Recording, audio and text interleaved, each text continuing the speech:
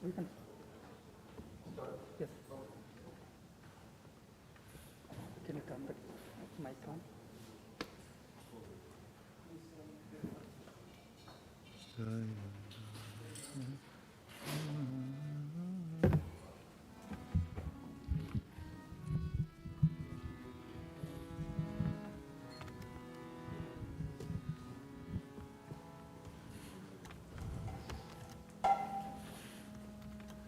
Jaya Radha Madhava Jaya Kunja Bihari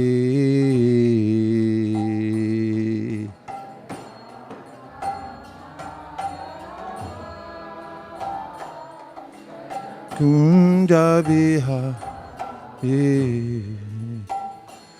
Jaya Radha Madhava Jaya Kunja Bihari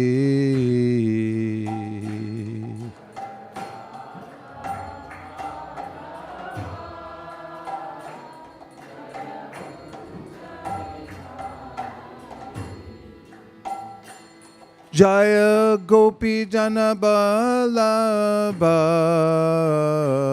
Jaya Girivaradhari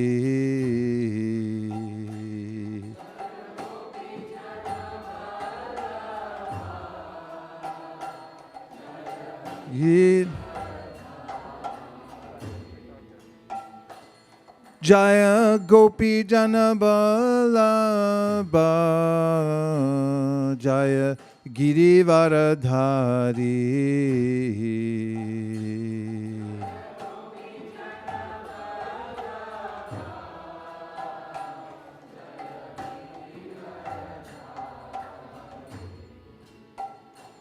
Jaya Jashodanandana Jaya Vraja Janaranjana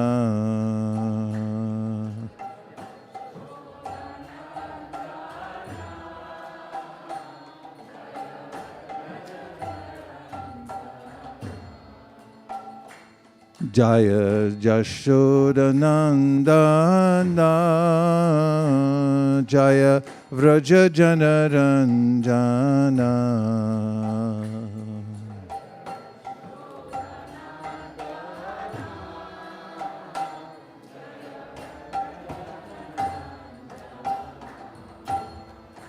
Jaya Jamunati Ravanachari Jaya Girivaradhari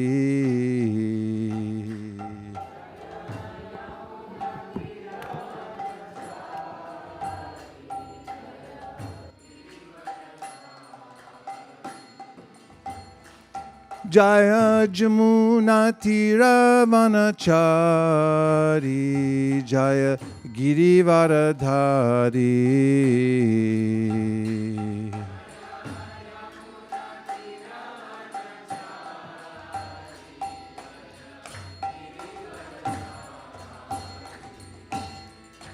Hare Krishna Krishna Krishna Hare Hare Hare Rama Rama Rama Hare Hare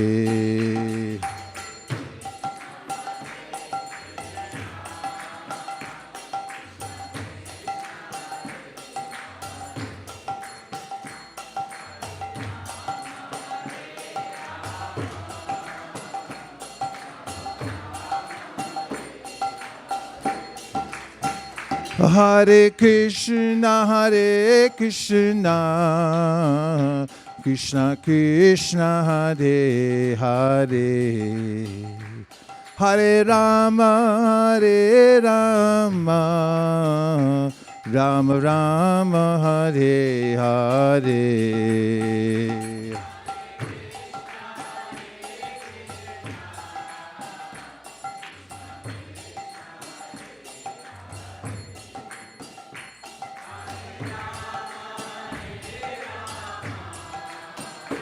Rama Rama Hare Hare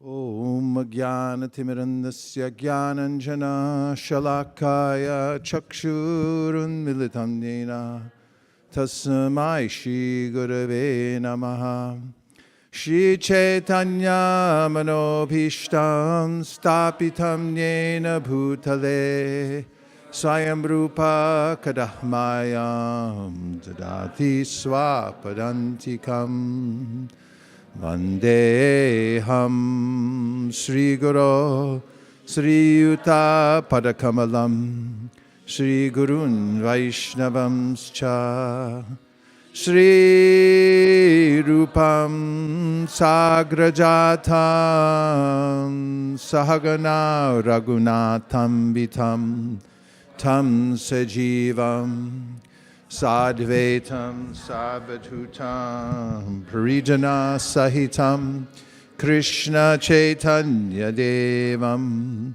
Shri Radha Krishna Padan Sahagana Lalita Shri Vishakanvitamscha He Krishna Karuna Sindho Dinabandho Jagatpate Gopesha Gopika Kanta Radha Kanta Namostute Tapta Kanchana Gaurangi Radhe Vrindavaneshwari Vrishabhanu Sute Devi Pranamami Hari Priye Vancha Kulpaturubhyascha Kripa Sindhubhya Evacha Patitanam Bhavanebhyo Vaishnavebhyo Namo Namaha Jaya Shri Krishna Chaitanya Prabhu Nityananda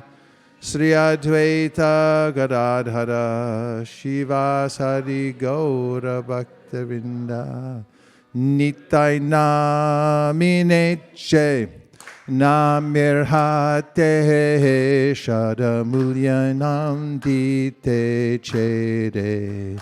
Nitai namineche namirhate shadamulyanam dite chere. Hare Krishna, Hare Krishna, Krishna Krishna, Hare Hare, Hare Rama, Hare Rama, Rama Rama, Hare Hare. So all this weekend, we're celebrating the Divine Disappearance Day of Srila Bhaktivinoda Thakura. Srila Bhaktivinoda Thakura is the restorer of Lord Chaitanya's Sankirtan movement.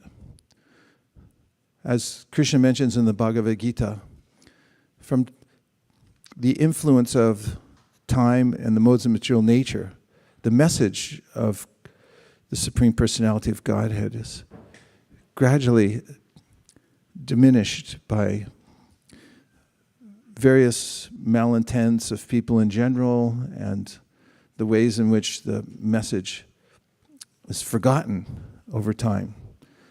Just like if you don't maintain deities, you think, oh, it's very easy to install deities.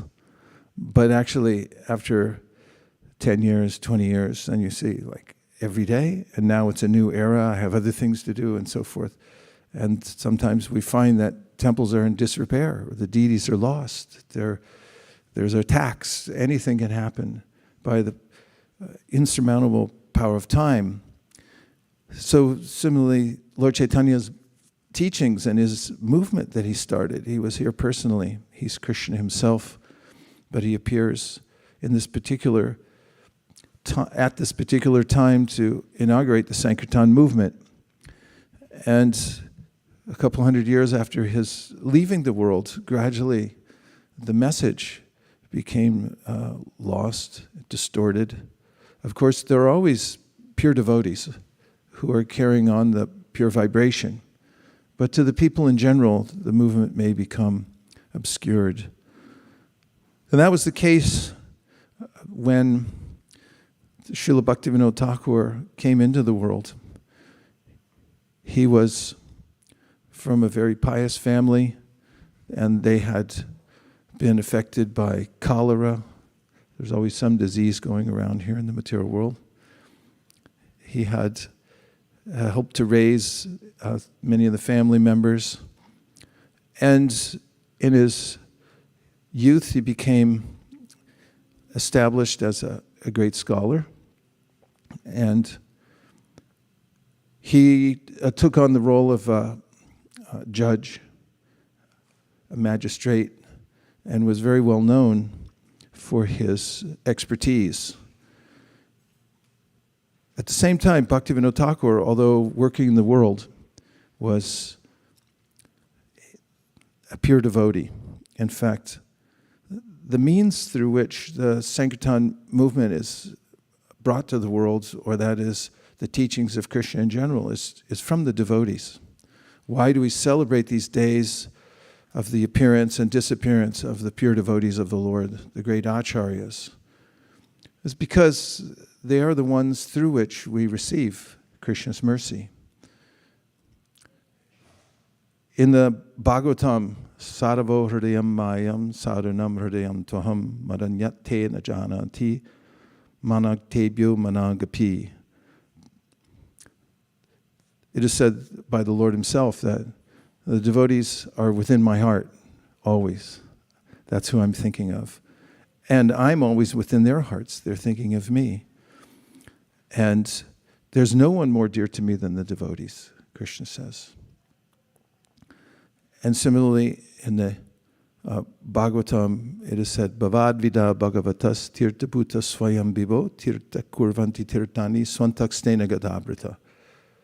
Yudhishthira told Vidura that you're bringing Krishna to everybody, wherever you go, because you carry Krishna within your heart. And therefore, wherever you go is a tirtha, or whatever tirthas you go to, you purify, because you carry this very special quality with you wherever you go. So we find from the Srimad Bhagavatam that there are two Bhagavatas. Bhagavata means the supreme. And why does the Bhagavatam mention two? Because, well, first there's the book Bhagavata, which is the incarnation of Krishna in this age. Krishna swadhamo bhagate dharmaganadi bisaha kalo nashta drishamesha puranarko danodita. Just after Krishna left to his abode, accompanied by religion, knowledge, etc., and the Bhagavatam appeared. And we are to derive the same benefits we get directly from Krishna, because there's no difference between the Bhagavatam and Krishna. But then the Bhagavata itself says that there's another kind of Bhagavata, which is the person Bhagavata. And the person Bhagavata is a walking Bhagavata and a talking Bhagavata who can move about the world and insert the Bhagavatam into people's lives and show by example what it's like to follow the Srimad Bhagavatam. What does it look like? What is the result of somebody in somebody's life who follows the Bhagavatam, actually lives the life? And the Bhagavatam itself mentions that the book Bhagavata is meant for a reformation. It's a kind of a culture through which anyone from any position can become elevated to the highest position of life. Sadyo hridyavarudyate trakritibi shushu shubhish takshanat. So kritibi means that there's a culture. And we call, sometimes we say Vedic culture, Sanskriti culture, like the language Sanskrit means it's perfectly reformed. And perfectly reformed, perfectly refined, kriti. And so what is a human being if he or she is not refined? The Shastra says, an animal, dvipada pashu. You have two legs and you do drive a Toyota, but you're an animal, madam, sir, because you don't have dharma. You haven't been refined. It's necessary for human life to refine oneself, to come to the position of perfection, of connection to the Supreme Personality of Godhead because of one's reformation through one's lifestyle. So Bhagavatam said, Sadhya hridyavarutyate trakritibi shushu shabish takshanat. Shushu shabish, by the culture of hearing the Bhagavata, a person can become kritibi, can become refined. So we call this Sanskriti, the culture of the Bhagavat, a lifestyle of the Bhagavat. And this is what the Acaryas are interested in. The great Acaryas want to bring to the world the sound vibration of the Bhagavatam. And they also show by their example how to live it. But there's more. They also want to create a culture through which everyone can enter in and take advantage of it. Because yes, there are some pure devotees who can take advantage. They relish sitting, hearing Bhagavatam, or chanting the Lord's names. And they can practice. But the pure devotees of the Lord are interested that in everybody having an opportunity. They want no one to go without the opportunity to take to Krishna consciousness. That's what the sages were doing at Naimisaranya. They were gathered, and the question at the seminar was, how do we give this to everybody? How will this be available to people who are really out of it? Prayanal payusha shabya kalavazminyugajana manda sumanna matayo mandapagya hupadrita. In the Iron Age of Kali, men have but short lives, almost always have short lives. They're quarrelsome, lazy, misguided, unlucky, and above all, always disturbed. So how will they take to Krishna consciousness? That's the concern of the Acaryas. They're thinking about that. And in the Bhagavad Gita, Krishna says that someone who's thinking like that and making the message available to others is the most dear to me in the world. And somebody who excels in this is known in the spiritual society as an empowered personality. So from time to time, such empowered personalities, we call acharyas, the mahajans, they become self-effulgent. It's self-evident that they're doing something that nobody else can do in the matter of presenting Krishna consciousness to the world, making it available to everybody. And although sometimes acharyas seem to be born into complex situations, at a certain point they emerge. In Vaishnava culture, we don't ask, well, what was their past about? It's not important. Once somebody manifests their perfection, it's like, yeah, but what about that? And Prabhupada gives the statement that, okay, so when my mother was a child, she ran around naked. So, should she be naked now? No. So Vaishnavas manifest their opulence at a certain point, that opulence or the Shakti of being able to spread the Krishna consciousness movement all over the world. And Krishna Shakti Vina Nahi Tavar Pravartan. There's a way in which Ballabhacharya mentions, and the verses become famous in the Chaitanya Charitamrita, that only one who's got the Shakti of Krishna, who's been empowered by Krishna, can do this. First of all, only rare souls have an interest in it. Most people are interested in worldly pursuits. But somebody has an interest in spreading Krishna consciousness, they are very rare, and they're to Krishna. But somebody who becomes extraordinarily empowered is known as the Acharya. So Bhaktivinoda Thakura is known for bringing to the world the teachings of Lord Chaitanya Mahaprabhu in a way that nobody else has ever done.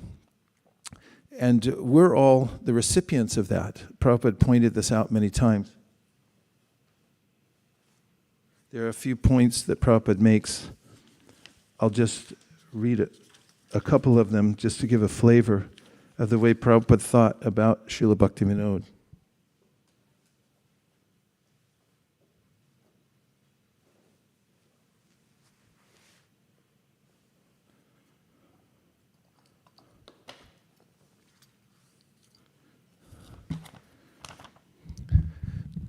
Prabhupada says, this movement was started by Srila Bhaktivinoda Thakur, and then it was entrusted to Bhaktisiddhanta Saraswati Thakur.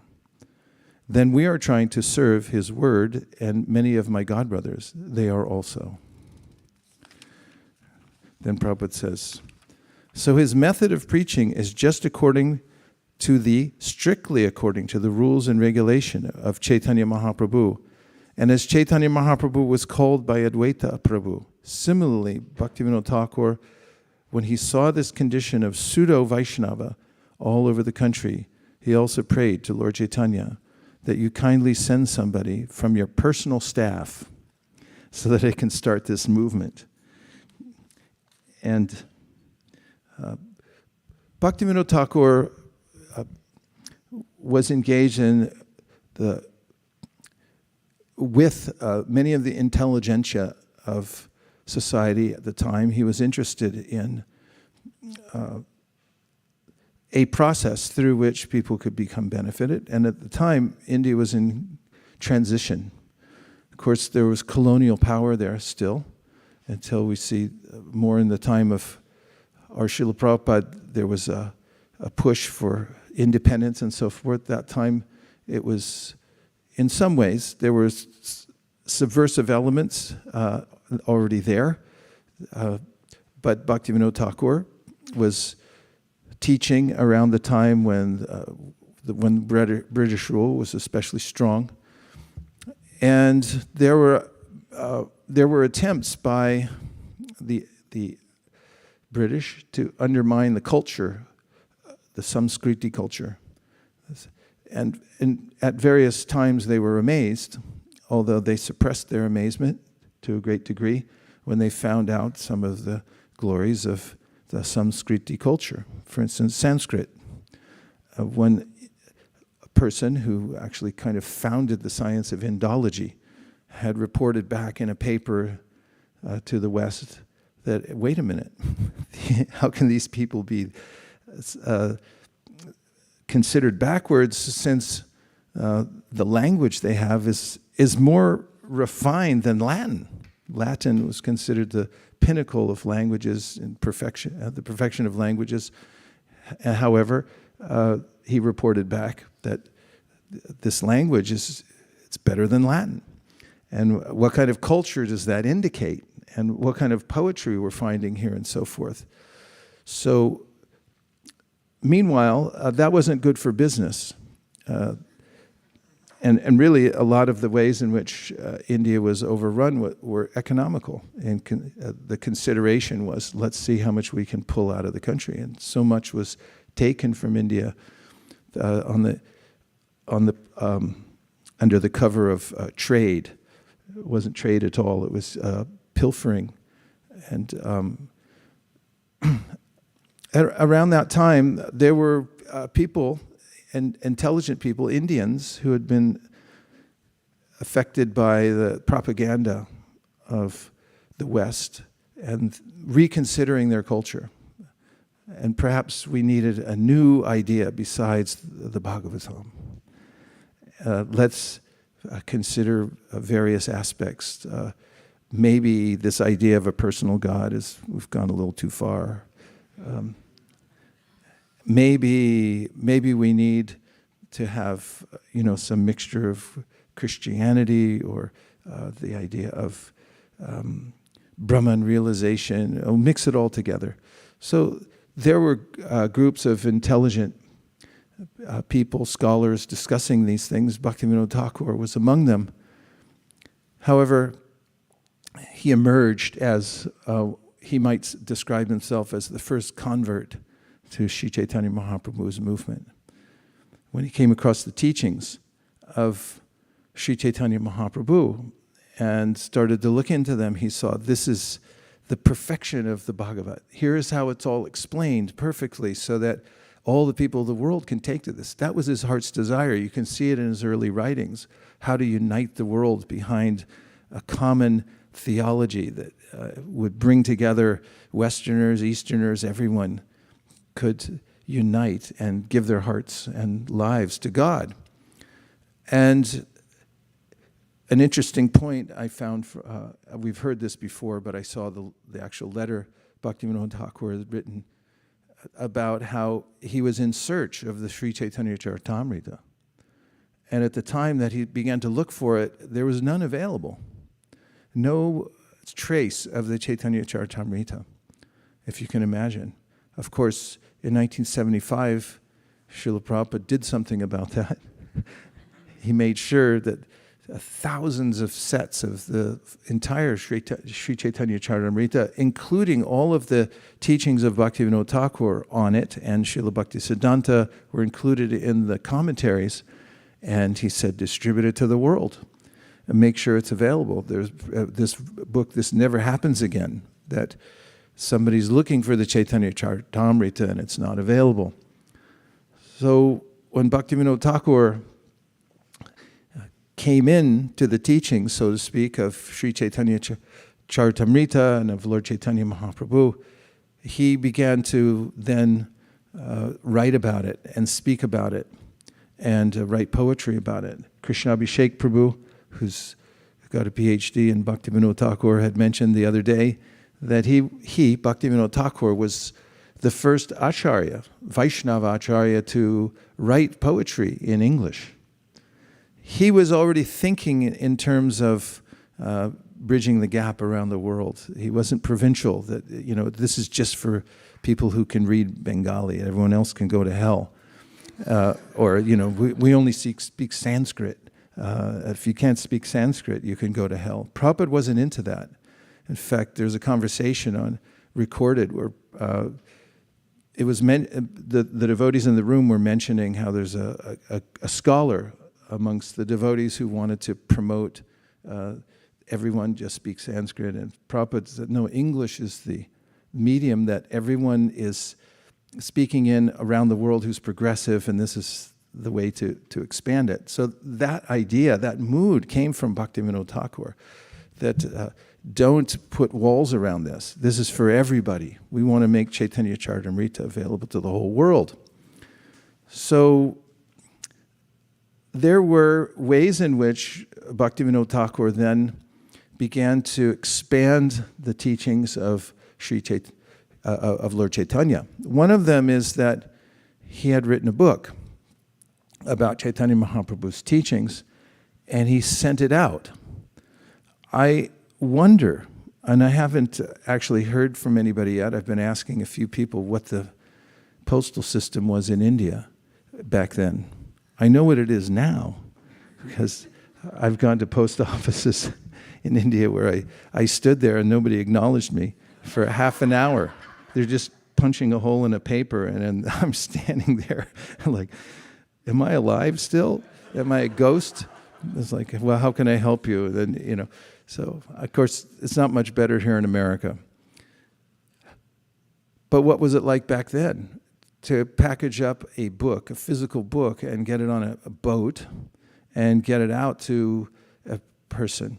I asked Krishna Abhishek Prabhu, what places did they go? He doesn't have a full list, but he named Oxford, and everyone knows McGill University in Canada, and California University, he said. I said, UC Berkeley? He said, I don't know, California University. We have to look into that. He also sent it to Monier Williams, the compiler of the Monier Williams Sanskrit Dictionary. He was a scholar. And then Thoreau and Emerson, with whom he had correspondence, inviting them to enter into this. Please consider these books. There are many more, I'm sure, and we're looking into finding out how many different places he sent. But the act itself is a demonstration of his overarching view that the whole world should have this. Let all the intelligentsia of society exercise their intelligence in hearing Sri Chaitanya Mahaprabhu's philosophy, and which leads us to the Bhagavat. And Bhaktivinoda Thakur wrote a book called the Bhagavat, explaining how it's relevant to the world, how it fits into the scheme of everything in the world, and how it's the perfect theology. And that's enacted through the teachings of Sri Chaitanya Mahaprabhu. So Bhaktivinoda Thakur then had, as we know, he had prayed for a ray of Vishnu to appear. A penchant he had was for begging. We have to notice that he had many children. Every one of his kids was engaged in the enterprise that Bhaktivinoda Thakur had started, which was to develop the Namhata. So he had 13 kids. And every one of them had a job. There were boys and girls. And they all had something to do. For instance, Srila Bhaktisiddhanta Saraswati Thakur, at that time he had the job of being the editor of the writings that Bhaktivinoda Thakur was putting out. There were others that were working the printing press.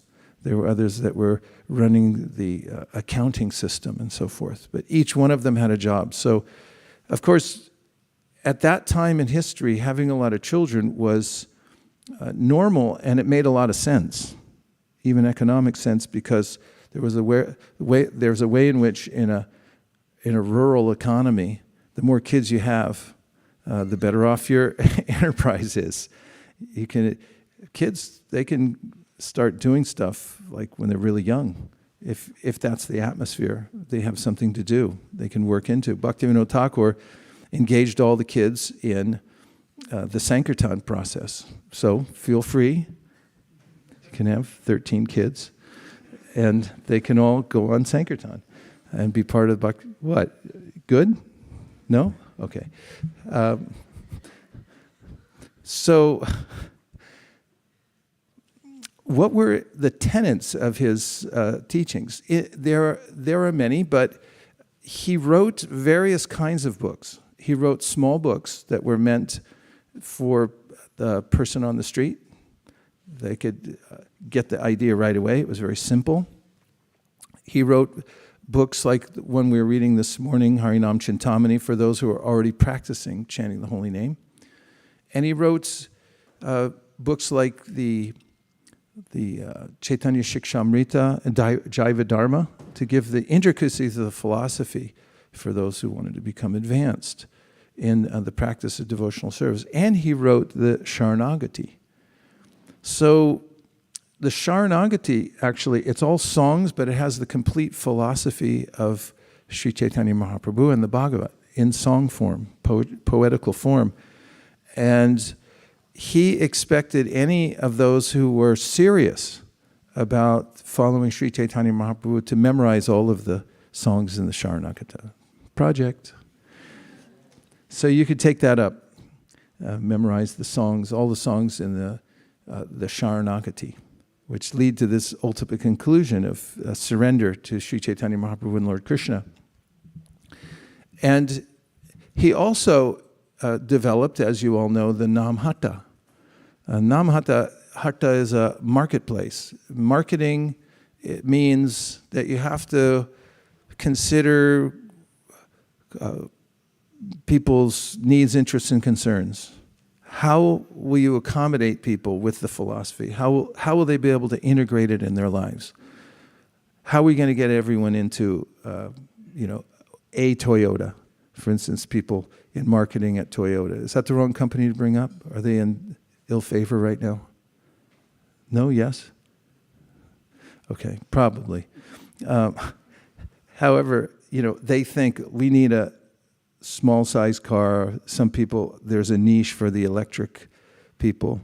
Then we need a big, huge car for families, and we need something that goes really fast for the adolescents, or no. They have niche markets. They meditate on it. They get the pricing right. Everything. So this is marketing. Bhaktivinoda Thakur wanted to market the holy name, the Namhata. He wanted to make sure that everybody had an opportunity to take it from whatever station in life they were. Grihe tako, bane tako, sada hari bola tako. Whether you live in the forest, whether you live in a house, we've got something for you. It's the holy name, and here's how to do it. And so he had various tenets for his teachings. The first one was Diksha, second one was Shiksha, and the third one was Bhiksha. These were three of the pillars of Bhaktivinoda Thakur's process for the Namhat, for getting people to this samskriti, or purified stage of life, coming to the highest perfection of life. Three aspects.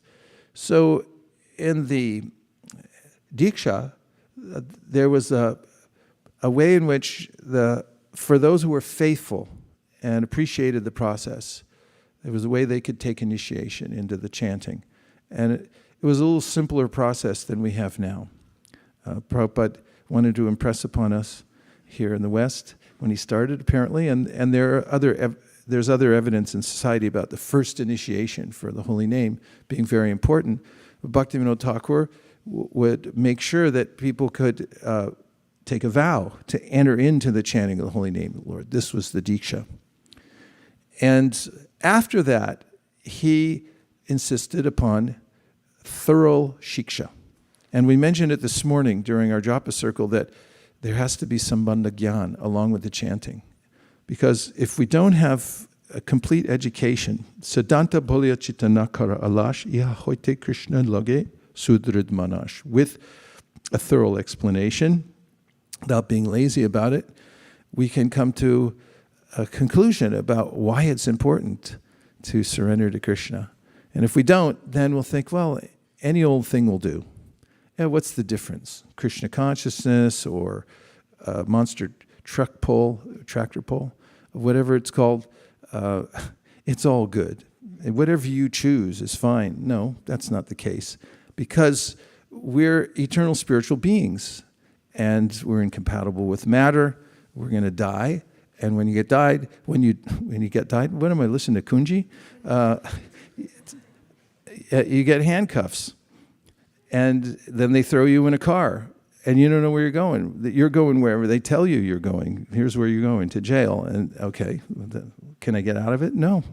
You had your chance. I mean, there are implications.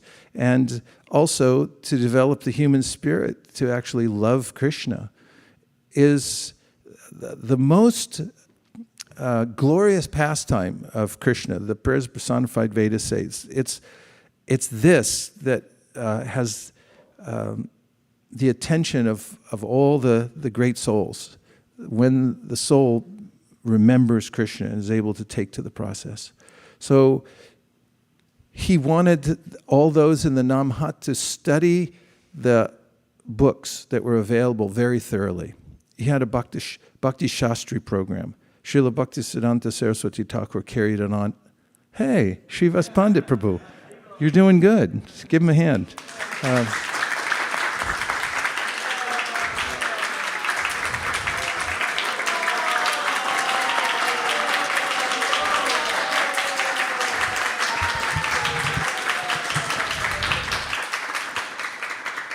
Everything we're doing is something conceived of by Srila Bhaktivinoda Thakur. Everything we have, it was passed down through Srila Bhaktisiddhanta and then passed down to His Divine Grace A.C. Bhaktivedanta Swami Prabhupada, who instituted it all over the world. It's Bhaktivinoda Thakur's marketing of the holy name to make sure everyone could actually not only take it, but achieve success in it.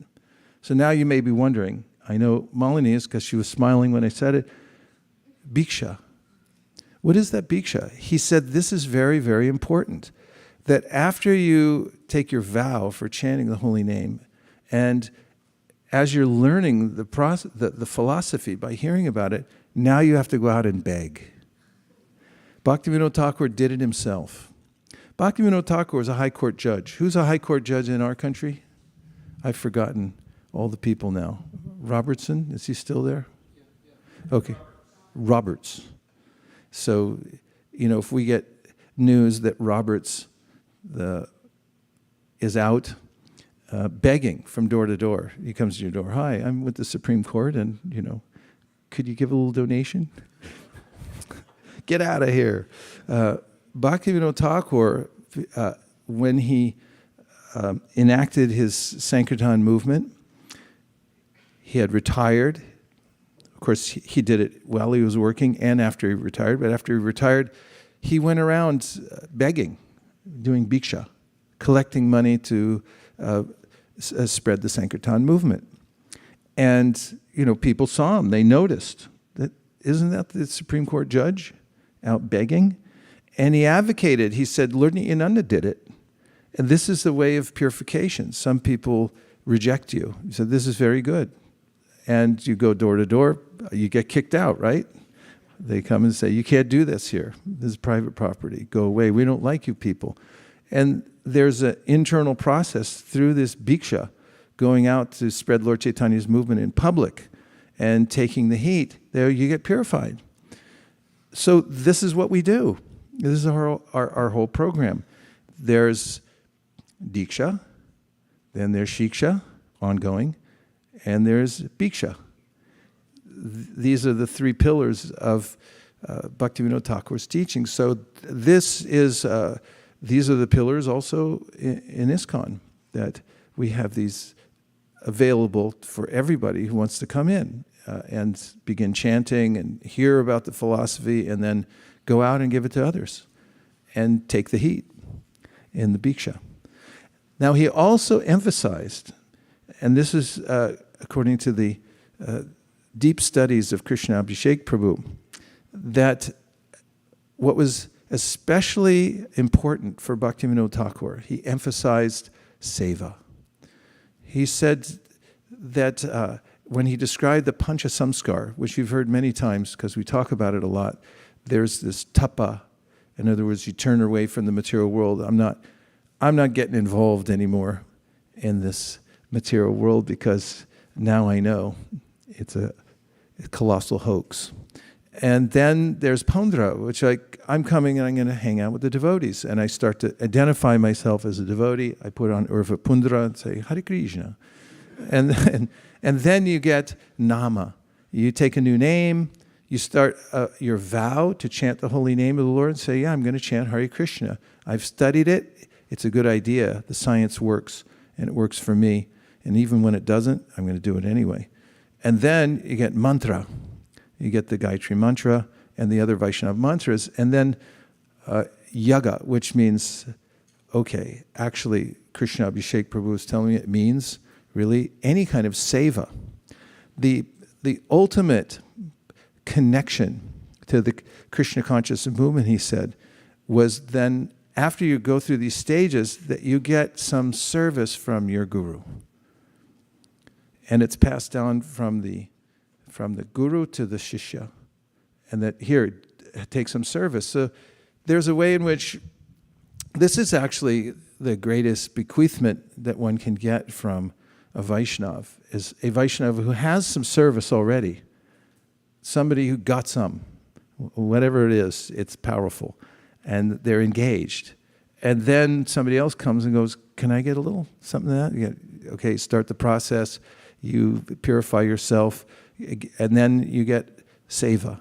You get connected through that service to the Sankirtan movement. This is very practical. So he saw this as a holistic way in which everyone could not only get involved in the spiritual practice, but come to the perfection of it in a very practical way because of integrating these elements into their lives. So Bhaktivinoda Thakur has been a great inspiration to all of us here at ISKCON of Silicon Valley and to devotees all over the world because of the treasure of teachings that he left behind and the example that he set for everybody. He was involved in many different projects. One of them was called the Amrita Bazar Patrika, which is one of the longest running publications. Anybody here ever start a newsletter? Anyone? Any kind of newsletter? Raise your hand if you have. Don't be embarrassed. Is it still going? No? How long did it last? A year, 2 years, 10 years. The Amrita Bazar Patrika was started in 1868 and it ended in 1991 in Bengali and then later on in English. And it was based on Vaishnava principles. And Bhaktivinoda Thakur was associated with the person who produced that, who put it together and made it available. And he was, his name is Shri Kumar Ghosh, Shishi Kumar Ghosh. So he was a famous name at that time in India. And he put out that paper. Bhaktivinoda Thakur was one of the authors who wrote there frequently about the philosophy of Lord Chaitanya Mahaprabhu. And it's one of the ways in which he got the publication out to the world. When Bhaktivinoda Thakur started his Sankirtan push, he also installed a printing press in his home. It was part of the family business that he had, literally. All the kids, everyone involved, and the printing press was there. And it was only recently, in 2008, that the devotees who were looking into this, headed by Krishna Abhishek Prabhu, said that they found that they came there about a year late. The family members had sold that printing press for scrap, for scrap metal prices. And that's very telling because you can see that unless somebody is hearing from and associating with advanced devotees, that it's easy enough to start thinking, well, Krishna consciousness is just another thing. It's not another thing, or it's not nothing. It's the thing. It's the Jaiva Dharma. It's the eternal process for which the soul becomes reunited with Krishna. But if the person who's teaching it happens to be in your family or in your hometown, it's like, oh, that guy, Yeah, I know him. He lives in that place down there. And the family members later on, even in the same family, they can become unaware of the fact that this is important. They can forget. And as it's passed down over many generations, think how valuable for us. Would we like to have it here? We'd build a whole new wing on the building just to have darshan of that printing press and take blessings from it on a regular basis. It's like, yeah, we sold it for scrap. So don't underestimate how powerful Maya is to forget the mission of Sri Chaitanya Mahaprabhu. It can happen over time. We need the help of the great Acaryas, and it's so simple, the process that Bhaktivinoda Thakur put forth, that you start your own enterprise, become a spiritual entrepreneur, and follow in the footsteps. And what you need is Hare Krishna, the Mahamantra. You need the Shastra. Let's check and see if we have those. We'll check off the boxes. Hare Krishna mantra. Check? Okay. How about spiritual literature? We have. Okay. And how about opportunity for Bhiksha? Yes. Check. Okay, so all these things available, then all you have to do is apply it. And from that application, you can come to the perfectional stage of Krishna consciousness, following in the footsteps of Bhaktivinoda Thakur. I'm going to read just a couple more excerpts because they're so nice from Prabhupada's teachings about Bhaktivinoda. He said, so his method of preaching is just according to strictly according to the rules and regulations of Sri Chaitanya Mahaprabhu.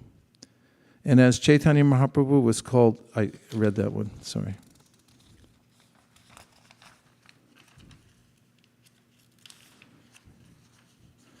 Bhaktivinoda Thakur, beg for the holy name.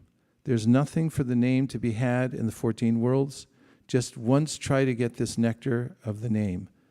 I don't mind being born as a bug as long as it's in the home of a devotee. So there's a simple teaching that you can keep in mind, that if you can come to this point of begging, not just going and begging to other people to take the holy name, but begging that, please let me take to this. And realizing the importance of pure devotional service, that if I'm around pure devotees, that's the perfection of life. If I get everything else, but I miss that, then I've missed the point of life. Vishnu Jana. When Bhaktivinoda Thakur stated that he was leaving this planet with his work unfinished, Prabhupada, then let us finish. We are descendant of Bhaktivinoda Thakur, so he kept unfinished so that we shall get the chance to finish it. This is his mercy. He could have finished immediately. He's a Vaishnava. He's all-powerful. But he gave us a chance that you foolish people, you all also work. That is his mercy. So we should pray to Bhaktivinoda Thakur that we are your grandchildren, great-grandchildren. So we have got some right to beg some mercy from you. The grandchildren get some indulgence from the grandfather. So I pray like that. It is Bhaktivinoda Thakur's mercy. A Vaishnava can. Krishna doesn't require anyone's help. So that's profound, because we can consider that we are the descendants of Bhaktivinoda Thakur. The real descendants, because if you've surrendered your life and you've decided that, yes, I'm going to enter into this process, then you're entering into the family of Bhaktivinoda Thakur. And if you can get some service in this great movement, you're serving Bhaktivinoda Thakur, and you'll get his mercy.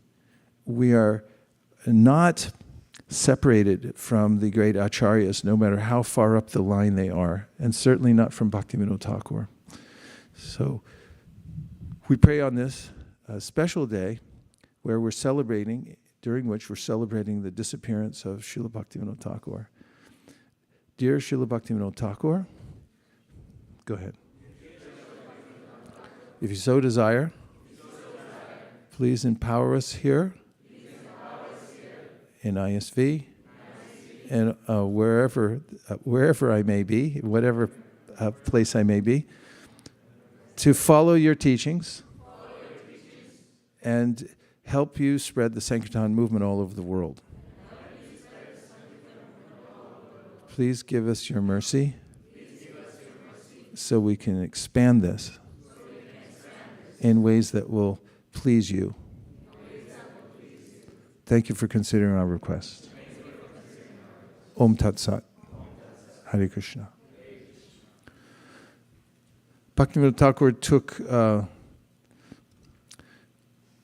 Babaji initiation later in life. He had a stroke, actually. In the last 7 years of his life, part of his body was paralyzed. We don't hear much about that because he just simply went on with his chanting. Also, there's a handwritten letter from Bhaktivinoda Thakur when he was leaving the world, just a day or so before he left. And Krishna Abhishek Prabhu, who has the letter, says that it was written almost in childlike calligraphy or writing, and it was very simple. And the letter was a request to his son, Srila Bhaktisiddhanta Saraswati Thakur, to come there and be present. He said, I think that now I'm about to leave the world. He said, my heartfelt desire is to gaze upon the face of a pure Vaishnava when I leave the world, so you please come. And the letter itself has tears on it. So this was his mood when he left. And this is also telling because out of all the children of Bhaktivinoda Thakur, one was especially prominent. Of course, Lalit Prasad Thakur is there, but there's a way in which, although he's a pure devotee in his own right, he had a disagreement with Srila Bhaktisiddhanta Saraswati Thakur about how to spread the Krishna conscious movement and in some of the basic ideas that Bhaktivinoda Thakur was teaching. And therefore, prominent Vaishnavas have pointed out that even in the family of a pure devotee, one who rises to the occasion is rare. So we should also remember the rarity of pure devotional service and those who are fully dedicated, and appreciate devotees who to any degree are dedicating themselves to the process of Krishna consciousness, because it's extremely rare in this world.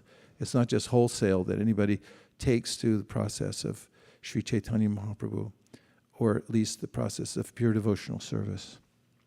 They're one and the same, but there are degrees of people who participate. And we can see that it's not so easy sometimes for people to enter deeply within the process. So we should appreciate the Vaishnavas. And now let's just see in the last couple of minutes we have, if you have some reflections or questions. Yes. Hare Krishna. I have a question on some of the things that were mentioned. And so I feel like the statement, just keep on going, is easier said than done. And when we do get into this stage of bhiksha and asking for mercy and going door to door and preaching, we often face a lot of rejection. And at one point it's like, I just want to stop. Or there's often thoughts of like, what is the purpose? So I was wondering, how do we get the motivation to continue doing our service? Well, how do you get the motivation? What makes you feel motivated? I think when I see other people, other devotees around me doing service. So that's a good answer. When we have association. That's why it's really helpful when we're doing Sankirtan. Sankirtan means at least 3. Samyak Kirtan. Bhaktivinoda Thakur said that at least 3 or more means Sankirtan. So when we join together with others, it becomes kind of a protective bubble for us, being the association devotees. I always notice when I go out with a bunch of devotees that I feel enlivened and protected. So I think that's a good answer. Stay in the association of devotees. As soon as we're in the association of devotees, we feel enlivened. I've had experience traveling long distance, and then I start to feel weary. And then as soon as I meet devotees at the airport, and then I start to feel a lot better. And then I get in the temple, you can smell the incense, the deities are there. It's like, I'm okay again. So we have to organize our lives so that we don't become separated. Well, let me put it in the positive. We have to organize our lives in such a way that we stay in association with devotees. If we go out of our way to stay in the association of advanced devotees, then they'll protect us, and they'll always make sure that we keep going. And everything makes sense in the association of advanced devotees. So thank you for answering your own question. Because I noticed that you don't stop. So, it's good to find out from all of us that, what is it that's keeping you going? It's not an ordinary thing. Prabhu. Hare Krishna Maharaj. Actually want to know secret from you, Maharaj. I have observed at ISV, Bhaktivinoda Thakura, this is something mystical about it. I mean, whether it's an MSF, something amazing things happen. Even personally, I feel a lot of mercy flowing through you. Personally in our life, especially in Ujjwala Rasa's life, amazing things have happened at Bhaktivinoda Thakura's kutir in the Dham. And somehow or the other, the atmosphere or things are... I mean, we have many acharyas and we celebrate with due respects, and a lot of these events. But somehow I feel there's a connection through you, that special mercy flows, especially, during Bhaktivinoda Thakura's MSF or during this time period. What is the secret, Maharaj? Maybe it's and I feel it's coming through you. Well, I think in some way, I'm among many others, I'm kind of a poster child for Bhaktivinoda Thakura's movement, how to take the lowest of the low. Someone who had no connection with Samskriti culture at all. And,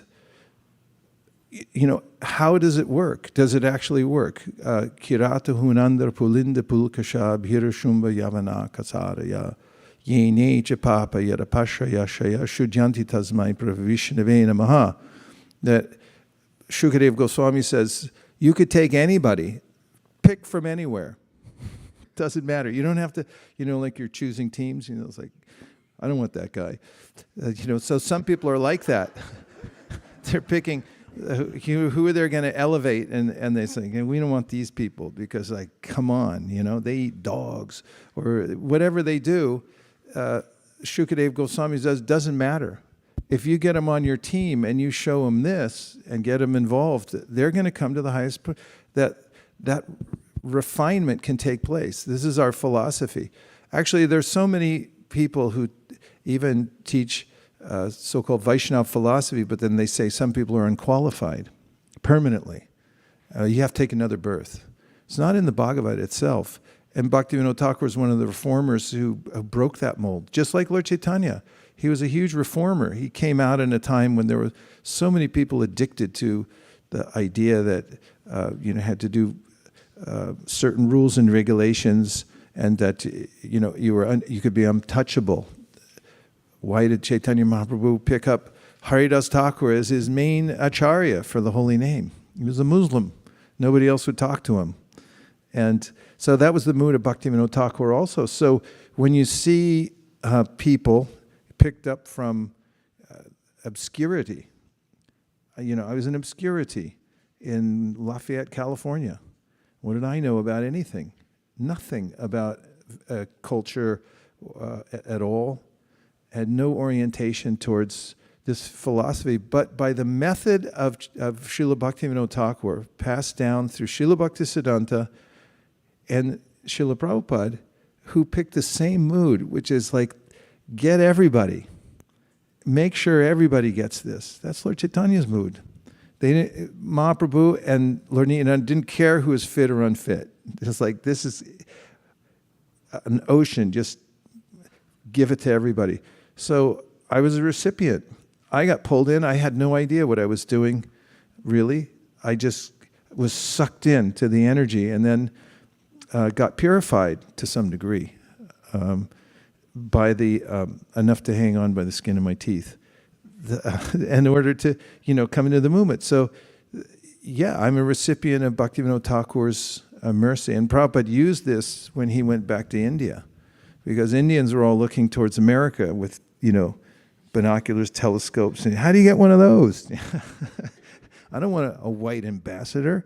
I want a Ford car or something like that. And, meanwhile, Prabhupada's importing these mercy cases from all over the West and saying, you guys want that, but look what they're taking. So that's one thing. And the other thing is, as far as my appreciation for Bhaktivinoda Thakur, I got it from my godbrothers. I had one godbrother who's so into Bhaktivinoda Thakur, he used to say that he'd ask people, what do you think of Bhaktivinoda Thakur? And if he didn't like their answer, then he's like, then he wouldn't spend time with them. And I think spending time with that godbrother, it kind of instilled in me an appreciation for Bhaktivinoda Thakur. I mean, people in America or anywhere in the world, you look for some kind of star who's, like people of Bob Dylan, or in India, I don't know what it is, who it is, like that person's so cool. Everything about them, the way they look, the way they sing, the way they walk, and everything like that. It's like there's a picture of Bhaktivinoda Thakur. He's wearing this hat, and he's got the jacket on, or any of the pictures. He's got those beads around his neck. He's sitting with the Bhagavatam. He's like, he's the coolest person. For me, I see Bhaktivinoda Thakur, and then you think his heart was there to spread Krishna consciousness. He wanted me, a person from the spiritual world who personally came here to help bring everybody in, and it's like he let me in. Why wouldn't I, be attracted? And then his songs. Every song is a hit. Every song. How do you do that? A Vaishnava is poetical, but this is, it's crazy. Every song Bhaktivinoda Thakur writes is a perfect window to the spiritual world. And he just sat down and wrote them. He just sat down and wrote them with a pen. And they're all available to us. So there's this overwhelming feeling that I have about Bhaktivinoda Thakur because of my association with my godbrother and with others who have appreciation, and just for being a recipient of this. I'm being dragged along somehow or other by the mercy of Bhaktivinoda Thakur. I know how it works. I know how unqualified I am, but here I am. So it's every day that I'm here, it's Bhaktivinoda Thakur's mercy coming down through the parampara. So that's why I have enthusiasm for it, and and I felt the power of it in the same power I see now in all of you, that you're like, you don't want to come home, you want to be out there. The other day we were out in the whitest section of America, Los Gatos, and distributing books, and just, here's all these, refined, high-minded Indian devotees distributing books to all of them. How did that happen? You see Malini standing on a street corner across the street talking to a group of, people who had no clue. And, she's leaning into it, telling them about Bhagavatam. Where did that come from? That's Bhaktivinoda Thakur. That's what he wanted. So when we got our book distribution started here in ISV, we thought about Bhaktivinoda Thakur. We started our marathon in 2007. And we had a big goal for it, which at that time was probably like 100 books or something like that. And I remember devotees came to me and said, that's kind of, we know you're enthusiastic and everything, but this can't be done. It's really, kind of over the top, and you're pushing too hard and things like that. And, I thought about it for about 2 seconds, and I said, no. And then I wrote an article, got published in Dandavats about thinking big. Because Bhaktivinoda Thakur thought big. He thought the whole world. Lord Chaitanya Mahaprabhu said, Pritiviti Achiyata Nagaradi Gram. Every part of the world. And that's how Prabhupada thought. And that we're getting that enthusiasm from Bhaktivinoda Thakur. That's what he wanted us to have. And if we can get that, then we can overcome the various tribulations of life. Because there's plenty of them, right?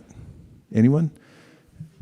But if you get absorbed in that mood of Bhaktivinoda Thakur, let's save the world, and let's save myself, and just be absorbed in the beauty of it all, then you can overcome the material world.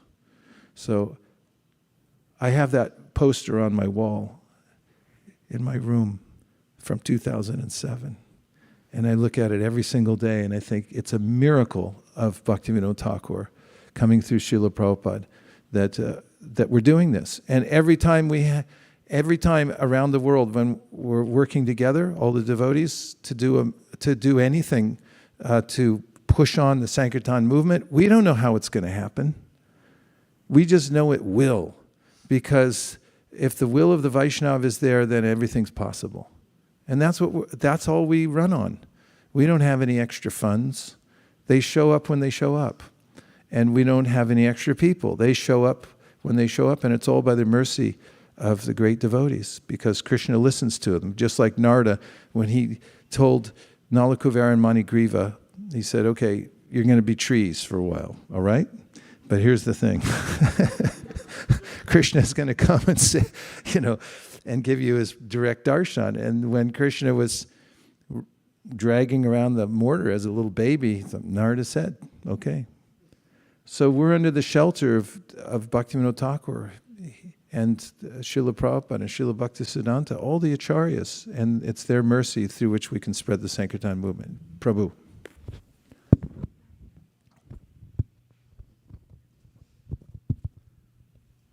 Growing up in India, and the impact of British culture was such that youth would be very embarrassed of their own culture and think it as superstitious and bogus.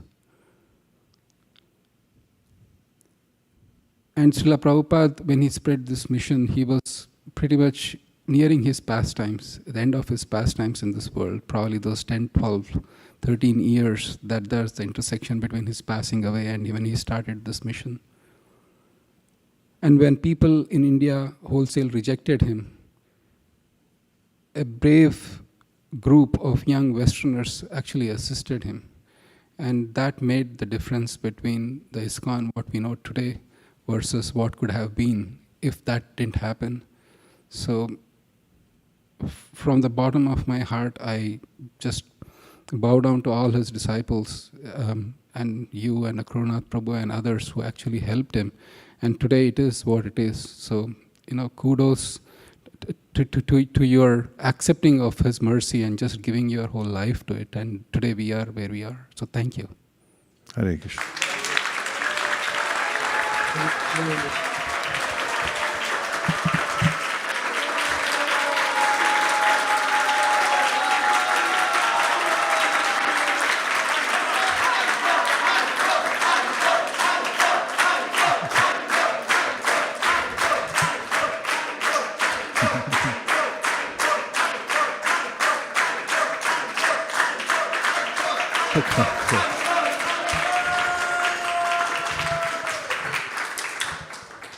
I think this is being broadcast, so you got to be.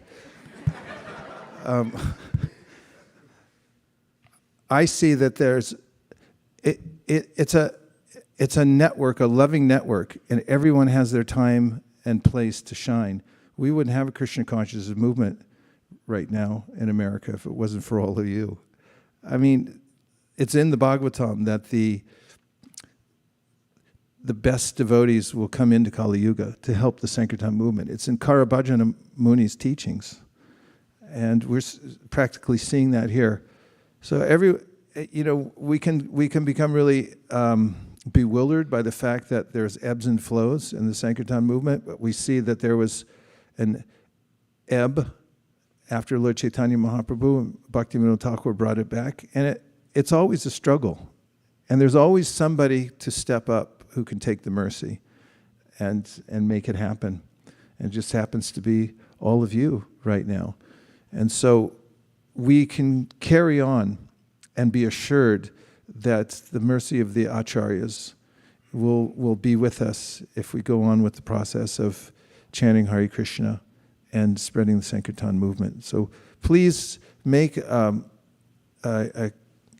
deep vow to hold on to the lotus feet of Srila Bhaktivinoda Thakur, Srila Bhaktisiddhanta Jagannath Das Babaji Maharaj, Gaur Kishore Das Babaji Maharaj, and His Divine Grace A.C. Bhaktivedanta Swami Prabhupada on this special day of Srila Bhaktivinoda Thakur's Disappearance Day. All of them are well-wishers and our guardians, and if we embrace the process, even if we're not very good at it, or if we don't have a lot of taste, or we don't feel prema every time we're chanting, we can study their lives and remember what their character is and their quality is, and know that we're on their team. We're part of their group. And that's our success. As Gopi Pranadana Prabhu used to say, it's not what you know, it's who you know and what you are that actually counts. And we know Bhaktivinoda Thakur. If you ask people in Los Gatos, they're not so sure yet. But they're going to find out really fast, because we intend to keep going back there, and all that silliness going on over there. You know what I mean? It's a farce, really, the whole thing. The whole civilization, it's divorced from any semblance of reality at all. And it's a scary thing.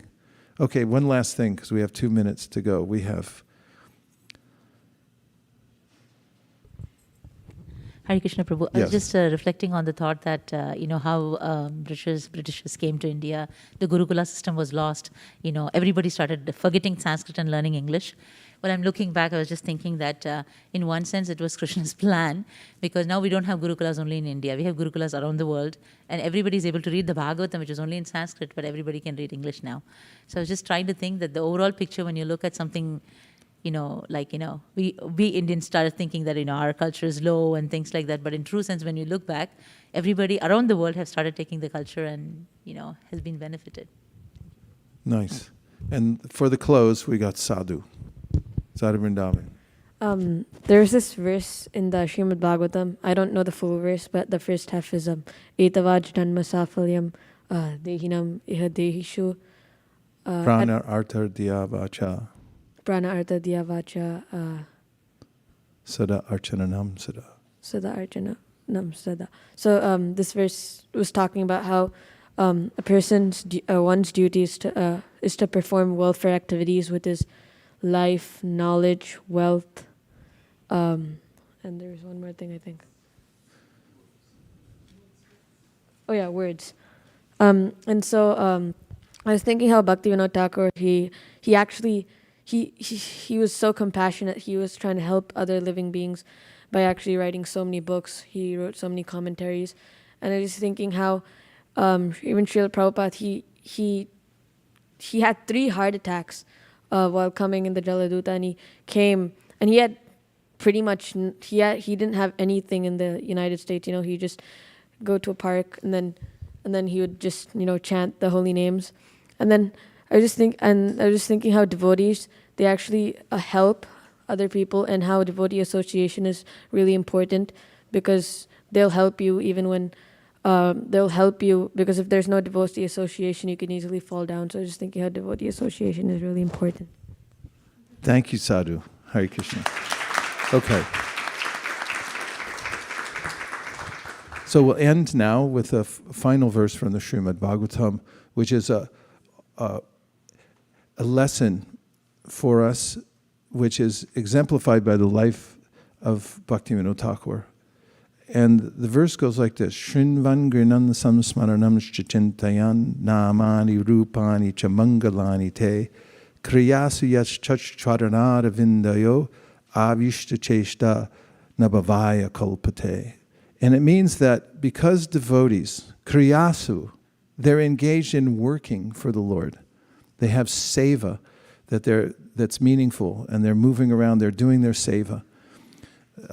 Kriyasu yatash charanaravindayo, they're serving the lotus feet through their service, through their particular seva. And they're always continuing with the chanting of the holy names, seeing the forms of the Lord, and so forth. That even though they're in the material existence, they're not touched by it at all. Nabhavaya kalpate. They can't be considered in the material world at all. So Bhaktivinoda Thakur showed us how to excel in work, a family life. He did everything. He went to bed and slept a couple hours and wrote 100 books in his lifetime. And he just showed us the example of how to live in the world and fully dedicate at the same time to Lord Chaitanya's Sankirtan movement. So all of you are doing that. Those of you who are watching, please go on with the process.